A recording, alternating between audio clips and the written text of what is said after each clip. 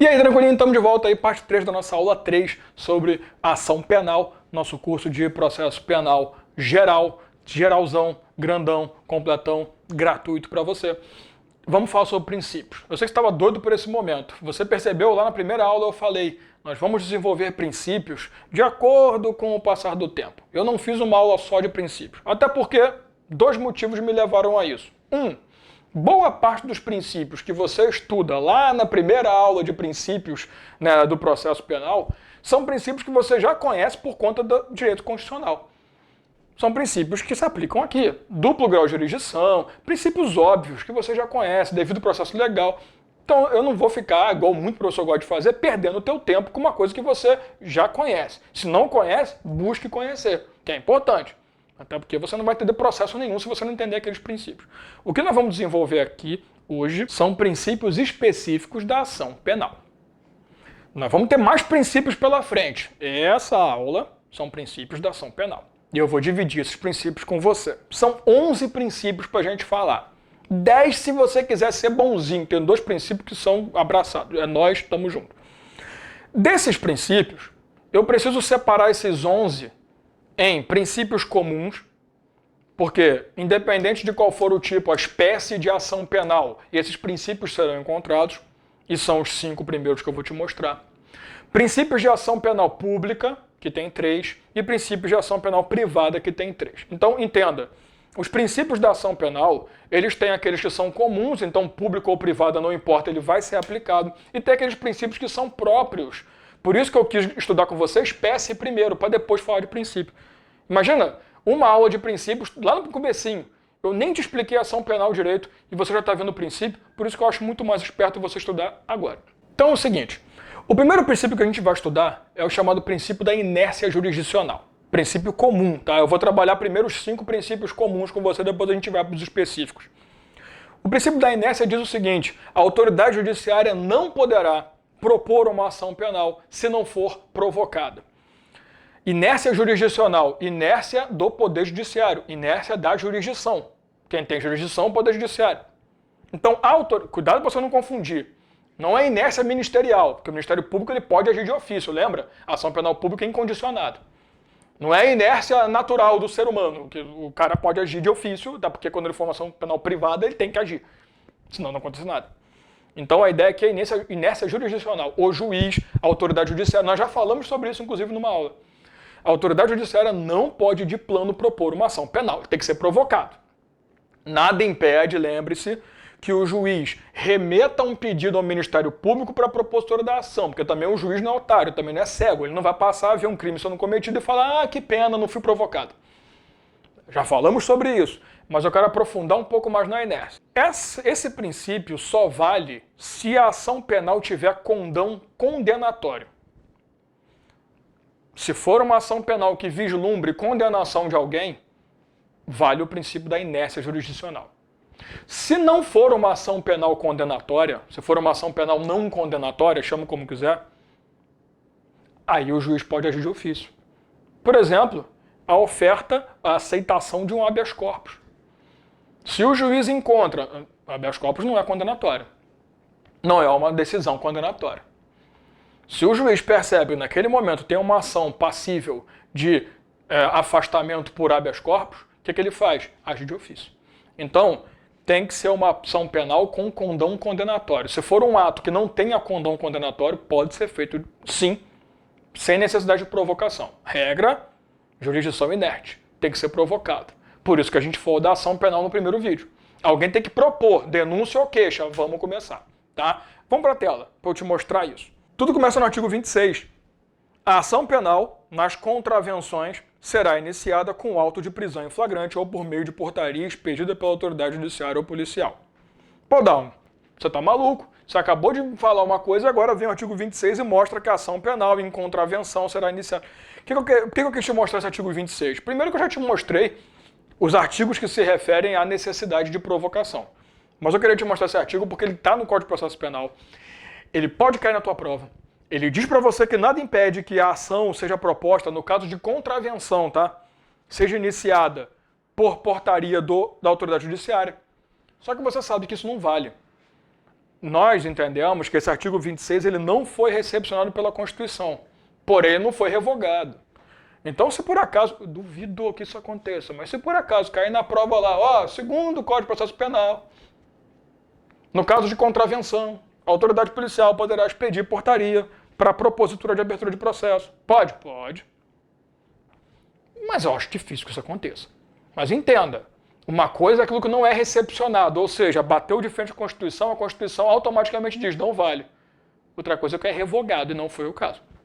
Mas o que me interessa mesmo está no artigo 654, parágrafo 2º. Os juízes e os tribunais, ação jurisdicional, têm competência para expedir de ofício ordem de habeas corpus, quando no curso de processo verificarem que alguém sofre ou está na iminência de sofrer coação ilegal. Isso é um exemplo. Tá? Isso é só um dos exemplos que eu tenho para propor a você. Então, o que é o princípio da inércia jurisdicional, da jurisdição, chame como quiser? A autoridade judiciária só pode agir quando for provocado para a propositura de uma ação, para uma situação que tenha condão condenatório. Se for uma ação não condenatória, ele pode agir de ofício. Tranquilo? Segundo princípio comum. Então, né, pela lógica, nem ação pública nem privada pode ser proposta de ofício. Segundo princípio, o princípio da intranscendência. O que esse princípio diz? Eu só posso propor a ação penal, ou seja, o processo só vai rolar quando eu proponho contra o suposto autor. Se eu tenho lá na fase investigativa levantamento de indícios de autoria, eu vou propor contra aquele cara. Eu não posso propor contra outra pessoa. Lembra da Constituição, quando fala para você que a pena não passará da pessoa do condenado, salvo em casos de... Aí fala de reparação de dano e fala de decretação de perdimento de bens, mas ele não fala em punição penal. Então eu não posso... Imagina, um cara vai lá e, sei lá, atira em mim, tentativa de homicídio, não me mata.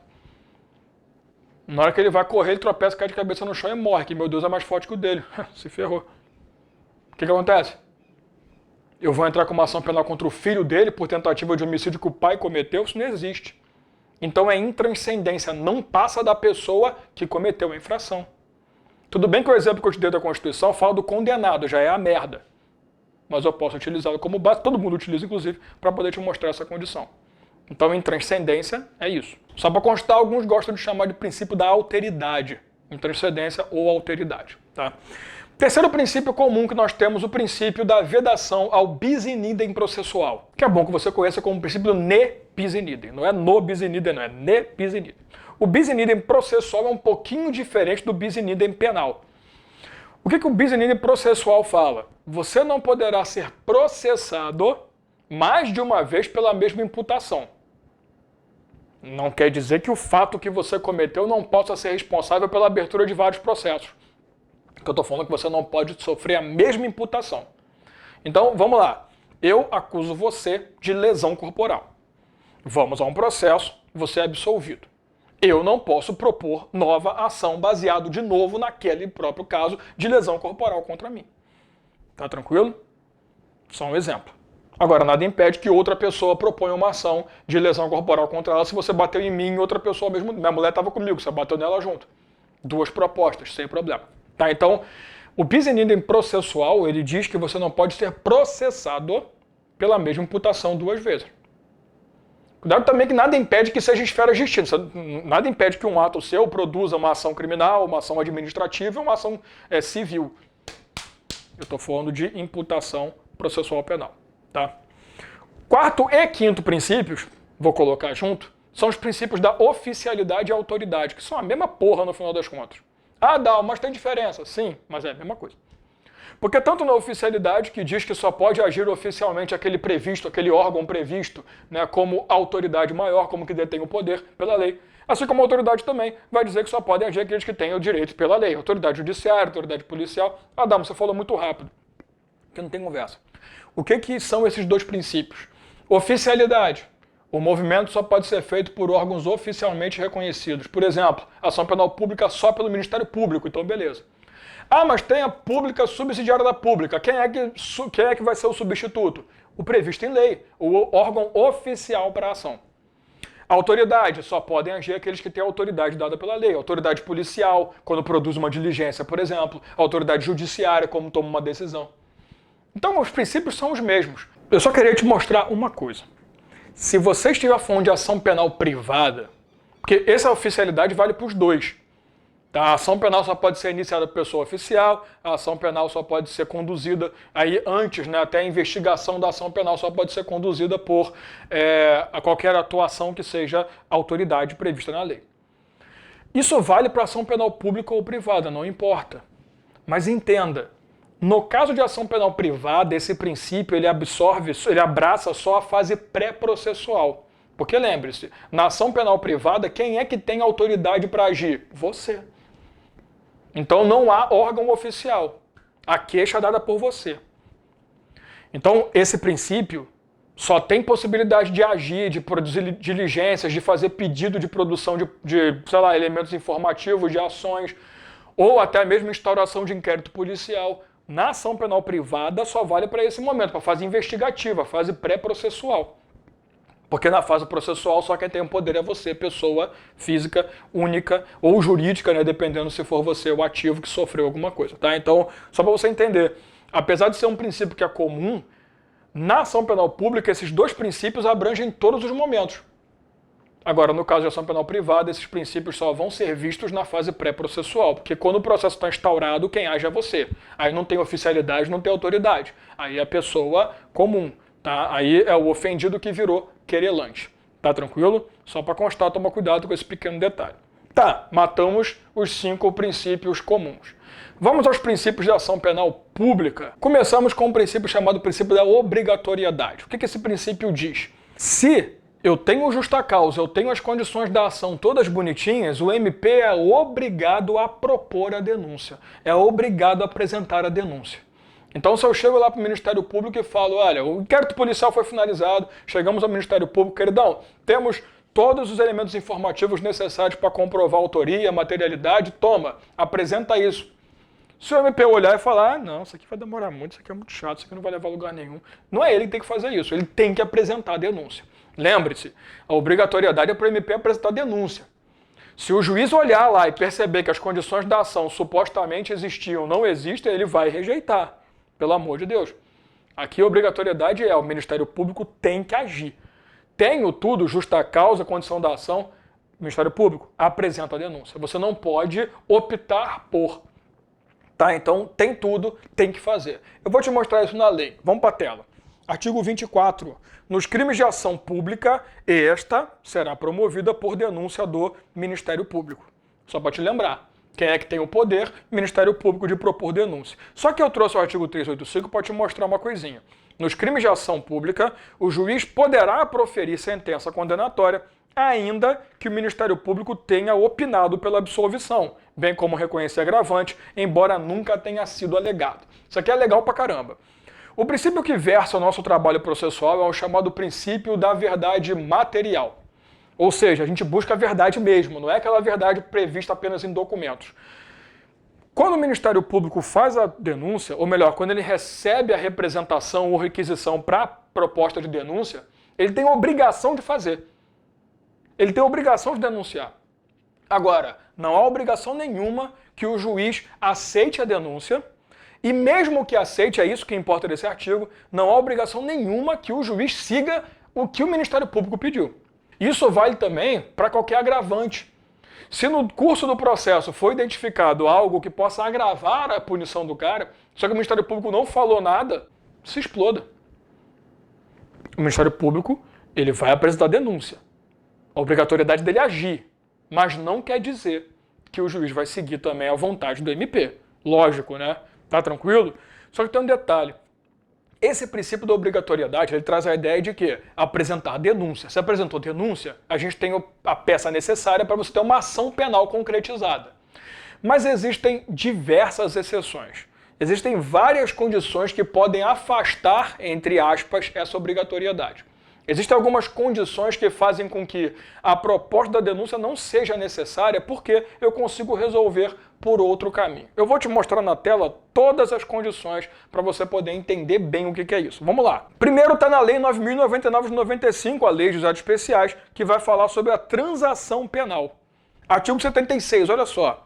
Havendo representação ou tratando-se de crime de ação penal pública incondicionada, então é ação penal pública condicionada ou incondicionada. Não sendo o caso de arquivamento, o MP pode propor a aplicação imediata de pena restritiva de direito ou multa a ser especificada na proposta. Então, ao invés de ele apresentar denúncia, ele propõe uma transação penal. Ó, eu não vou te denunciar, mas você vai cumprir um tempo. Você vai cumprir tantos anos. A gente vê muito isso, de novo, eu vou recorrer às séries policiais, às séries de justiça que nós temos por aí, né? O cara chega e fala, ó, tu vai pegar 30 aninhos, amigo. Não tá afim de ir para frente do juiz, então tu vai pegar aí, tu vai aceitar 6. Claro que eu estou dando um exemplo absurdo, porque a gente está falando de leis de juizados especiais. A gente está falando de crimes de menor potencial ofensivo, tá? Repito, tem um curso aí para você se quiser acompanhar. Só para te lembrar. Mas transação penal é isso. Ah, cara, tu ia pegar 2 anos, cumpre 6 meses aí e tá de boa para mim. Não vamos perder tempo. Então tá bom.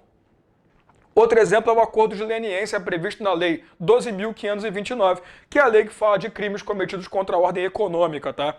Ou outros atos contra a ordem. Olha o que ele fala no artigo 87. Crimes contra a ordem econômica e demais crimes diretamente relacionados à prática de cartel, tais como aqueles previstos na Lei 8.666, a celebração de acordo de leniência, nos termos desta lei, determina a suspensão do curso do prazo prescricional e impede o oferecimento da denúncia com relação ao agente beneficiário da leniência. Então, o acordo de leniência é uma forma. Eu não vou apresentar denúncia se você dedurar teus amiguinhos. Outro caso, a Lei 9.430 de 96, que dá a possibilidade de você não propor a punição pelo Estado se você fizer um parcelamento do crédito tributário. Está no artigo 83, parágrafo 2º, é suspensa a pretensão punitiva do Estado, né, referente ao crime previsto no caput, que é o crime de não recolhimento de tributos, durante o período que a pessoa física ou jurídica relacionada com o agente do desde que o pedido de parcelamento tenha sido formalizado antes do recebimento da denúncia, percebe? Então, um caso mais comum aí que a gente teve foi do Neymar, né? Foi feito um acordo de crédito, então para não ir preso, você faz um crédito, um parcelamento do crédito tributário, melhor dizendo, um acordo de parcelamento para evitar isso. Outro caso muito legal que não tem previsão legal, mas que o STJ aceita, são os termos de ajuste de conduta, os TACs, no caso de crime ambiental. Quem acompanhou o que aconteceu lá em Mariana, né, infelizmente, né, um abraço ao povo de Mariana, foi bem escroto aquilo, aquelas porcaria daquelas empresas fizeram um acordo, assinaram TACs e não vão responder judicialmente porque vai supostamente devolver um dinheiro, vai fazer uma obrinha, né? Faz parte, né? Mas não há previsão legal, mas isso não diz que o STJ não aceite. E por último exemplo, a chamada colaboração premiada da Lei 12.850, em que ele fala lá no artigo 4º, parágrafo 4º, o Ministério Público poderá deixar de oferecer denúncia se o colaborador não for líder de organização criminosa ou for o primeiro a prestar efetiva colaboração nos termos desse artigo. É o caso que a gente vê da lei de organização criminosa, né? Se o cara não for o líder e for o primeiro a trazer informações necessárias para acabar aquela organização, eu posso fazer um acordo com ele, não apresento denúncia, tá tudo certo, pela colaboração premiada, que a gente conhece pelo dia a dia, erradamente, de delação premiada, né? O nome técnico jurídico é colaboração premiada. Tranquilo? Então, olha só, eu te mostrei aí vários exemplos que afastam obrigatoriedade. Transação penal, o TAC em crimes ambientais, acordo de leniência, essa condição de colaboração premiada e o parcelamento do crédito tributário. Tranquilo? Fechamos o princípio da obrigatoriedade. Outro princípio próprio da ação penal pública é o princípio da indisponibilidade. O que significa isso? O Ministério Público ele não poderá dispor-se do processo. Uma vez proposto, tem que ir até o final. Ele não pode desistir no meio do caminho. Alguns chamam até de princípio da indesistência. Ele não pode desistir. Tanto o processo quanto o recurso, tá? Eu vou jogar na tela logo para a gente não perder muito tempo. Eu quero te mostrar essa condição. Olha só o artigo 42. O MP não poderá desistir da ação penal. Então, uma vez proposta, ela tem que ir até resolução de mérito ou arquivamento, sei lá, por algum motivo, mas tem que ir até o final. Artigo 576. O MP não pode desistir de recurso que haja interposto. Não é que ele tem a obrigação de recorrer, mas uma vez recorrido, não vai parar. Só que existe uma exceção a esse princípio também. E essa exceção também está na Lei de Juizados Especiais, que é a Lei 9.099/95, artigo 89, que fala da suspensão condicional da pena. Aqueles casos que a pena mínima combinada é igual ou inferior a 1 ano. Então, nesse caso, eu poderia propor ali a suspensão condicional da pena, então eu não vou continuar, né, com a aplicação da penalidade, eu tenho como, melhor dizendo, me afastar da indisponibilidade. Tranquilo? E existe o princípio da divisibilidade. Presta atenção. Alguns doutrinadores minoritários dizem que na ação penal pública também prevalece o princípio da indivisibilidade. Para nós não, para a maioria não, e para concurso, que é o mais importante, não. No caso de ação penal pública, será divisibilidade. Indivisibilidade é para ação penal privada. O que é isso?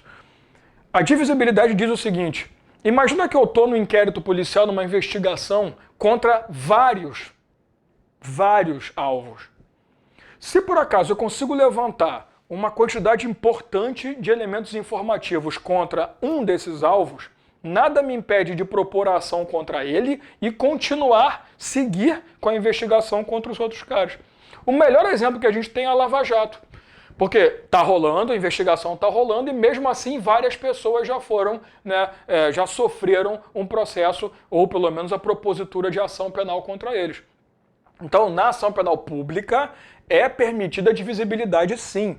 Isso é para concurso público em geral. Então eu não preciso propor contra todos. Então eu vou ter que esperar até o final da investigação para depois. Não. Eu posso propor contra um ou outro alvo e mesmo assim dar prosseguimento à minha análise. Tranquilo? A minha investigação. Então, a ação penal pública tem 3 princípios dele.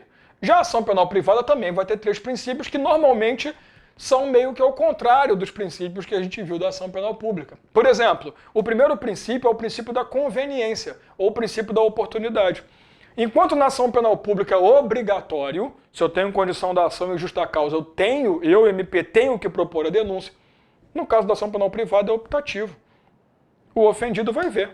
Ah, vale a pena? Eu quero, não quero? Ele que vai agir. Então aqui o princípio da conveniência ou oportunidade. Não há obrigação nenhuma de você sofrer um atentado, você tem que apresentar a ação. Não, não vai. Você vai se quiser. Ah, crime contra a honra. Nossa, puta, crime de dano. Puta, me ferrou. Não.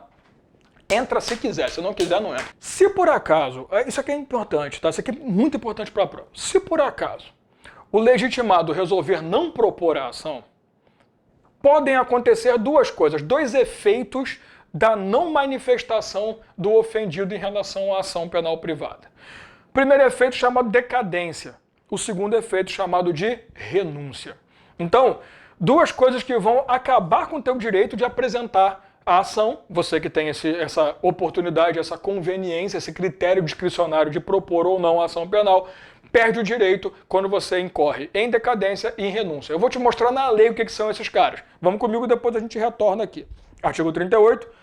Salvo disposição em contrário, o ofendido ou seu representante legal decairá do direito de queixa ou de representação se não exercer dentro de prazo de 6 meses. Esse prazo cai muito em prova, tá? Contado do dia em que vier a saber quem é o autor do crime. Ou, no caso do artigo 29, do dia que se esgotar o prazo para oferecimento da denúncia. Volta aqui rapidinho.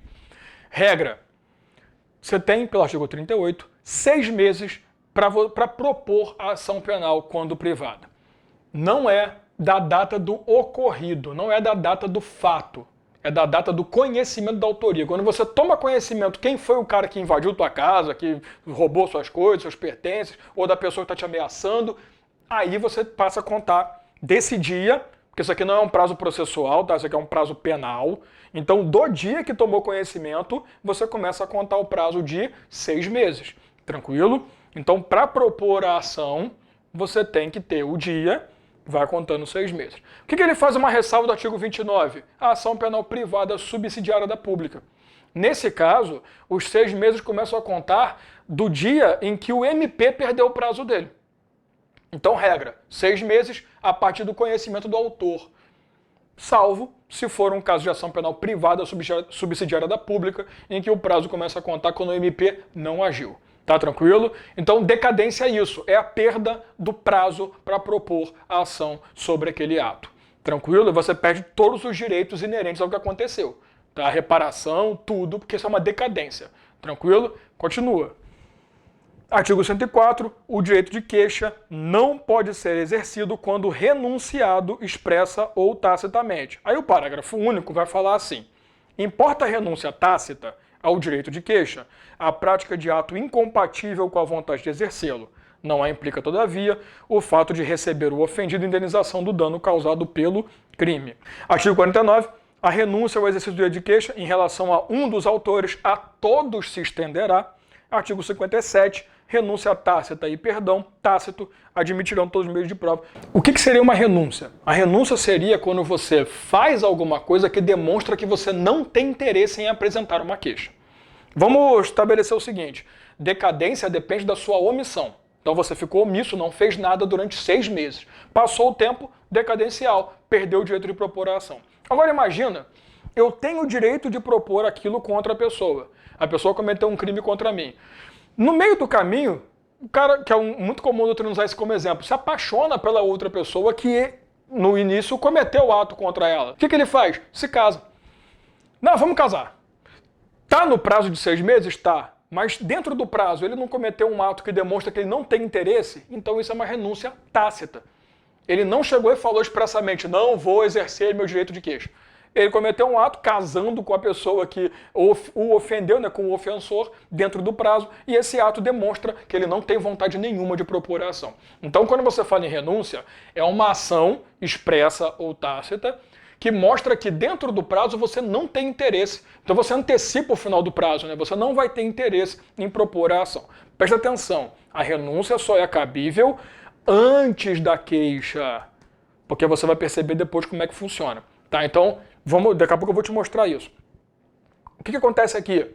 Se você renunciar do seu direito de queixa, contra todos. Sabe o que é isso? Existe um princípio que a gente vai ter que falar daqui a pouquinho melhor, que é o da indivisibilidade. A gente falou de divisibilidade na ação penal pública, na privada é indivisível. Eu tenho que propor a queixa, apresentar a queixa contra todo mundo que eu pretendo atingir. Se eu, por acaso, tenho um grupo e eu renuncio de propor contra um, mas eu quero propor contra outros, não vai ter validade. Porque uma vez renunciado o seu direito contra um, vai renunciar automaticamente contra todos. Mas é importante fazer um destaque, uma exceção. Se você recebe uma indenização pelo que aconteceu, não significa que você está renunciando tacitamente. Então, ser indenizado é uma parte da tua recuperação do que aconteceu com você. Mas a indenização não acarreta renúncia tácita, tá tranquilo? É o finalzinho do artigo 104 que ele falou para você. O outro princípio importante, segundo o princípio da ação penal privada, é o princípio da disponibilidade. Enquanto na ação penal pública é indisponível, deu início não pode parar, na ação penal privada deu início eu posso desistir. Se eu quiser no meio do caminho, eu desisto. Isso acontece através de atos como perempção, através do perdão. Eu vou te mostrar na tela agora como isso funciona, mas entenda. Por isso que é bom você fazer um paralelo. Na ação penal pública é obrigatório, na privada é conveniente, é oportuno, é discricionário. Na ação penal pública é indisponível, deu início, não pode parar. Na ação penal privada você pode desistir do processo, aqui já é processo correndo, a qualquer momento. Você renuncia da queixa, mas você pode desistir através de outros atos durante o processo. Vamos para a tela. Só para você poder entender. Artigo 58 vai falar sobre o perdão. Concedido o perdão, mediante declaração expressa nos autos, o querelado será intimado a dizer, dentro de 3 dias, se o aceita, devendo ao mesmo tempo ser cientificado seu silêncio importará a aceitação. Parágrafo único. Aceito o perdão, o juiz julgará extinta a punibilidade. Artigo 55. O perdão poderá ser aceito por procurador em poderes especiais, com poderes especiais. Artigo 51. O perdão concedido a um dos querelados aproveitará a todos, sem que produza, todavia, efeito em relação ao que o recusar. Vamos por partes. Como eu te falei, a disponibilidade diz que se eu iniciei um processo, eu posso pará-lo a qualquer momento. Eu tenho 3 situações que me permitem isso. A primeira é o perdão. É muito comum cair em prova a diferença entre renúncia e perdão. Então, por favor, se você quiser, são 2 coisinhas só. Renúncia ocorre antes da queixa. Perdão ocorre durante o processo. Então, a renúncia é pré-processual e o perdão é processual. A renúncia é unilateral.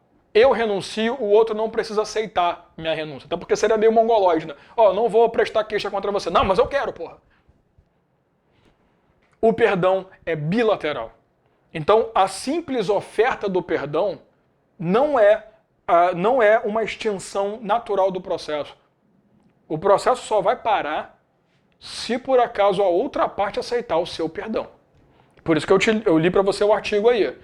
Uma vez proposto o perdão, a outra parte vai ter um prazo de 3 dias para dizer se aceita. Se ela ficar quieto, aquela história de quem cala consente, ele está aceitando. E detalhe, lembra que a renúncia, se eu renunciei para um, renunciei a todos? O perdão também. Porém, imagina que eu entrei com uma ação contra 5 pessoas. Aí eu entro com pedido de perdão. Não, eu quero acabar, eu quero perdão. Se dos 5, 4 aceitaram e 1 não, só contra esses 4 que o processo para. Contra esse que recusou, continua. Porque ele sabe que se você pediu perdão, porque você não tem nada contra ele, se não tem nada contra ele, ele vai tentar depois uma reparação de dano contra você. Tá?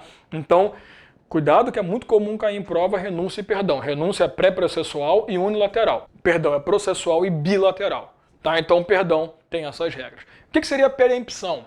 Perempção é quando você, durante o processo, que aí também tem diferença, a decadência, você perde o prazo para propor a ação. Aí você está abrindo mão do seu direito de queixa.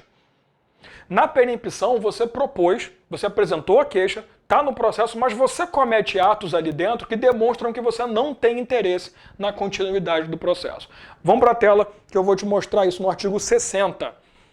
Nos casos em que somente se procede mediante queixa, considerar-se-á perempta a ação penal. Inciso 1º, quando, iniciada esta, o querelante deixar de promover o andamento de processo durante 30 dias seguidos.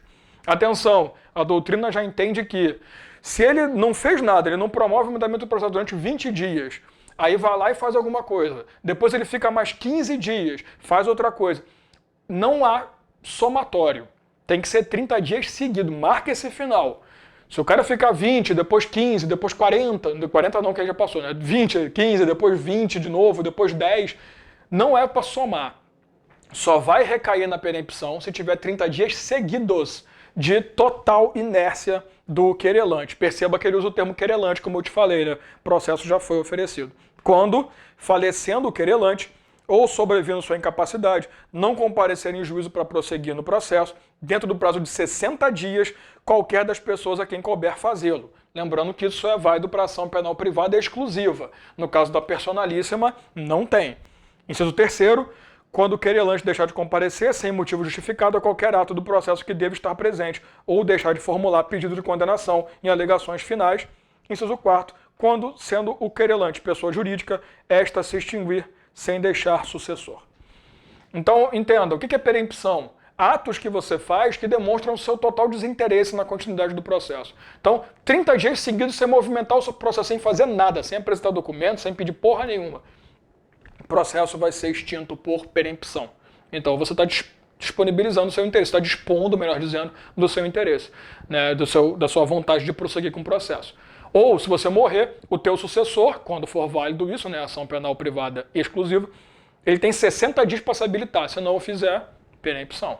Outro exemplo que ele deu também, você nas alegações finais esqueceu de pedir para condenar o cara. Alegação final, ele é um filho da mãe. Só isso? Então, perempção. Tá? E por último, tem a conciliação. Vamos para a tela rapidinho, artigo 522, no caso de reconciliação, depois de assinado pelo querelante em termos de desistência, a queixa será arquivada. Tá? Então, se por acaso você lá, quando deu a queixa, no meio do caminho vocês se acertaram, conversaram, não, pô, vamos resolver aqui na boa, então deixa pra lá, esquece. O que você faz? Você pode desistir da ação pela reconciliação, ou que a gente vai chamar carinhosamente de conciliação, que é mais fácil. Tá? Então, o princípio da disponibilidade, como eu te disse, é o contrário da ação penal pública. Aqui eu posso parar.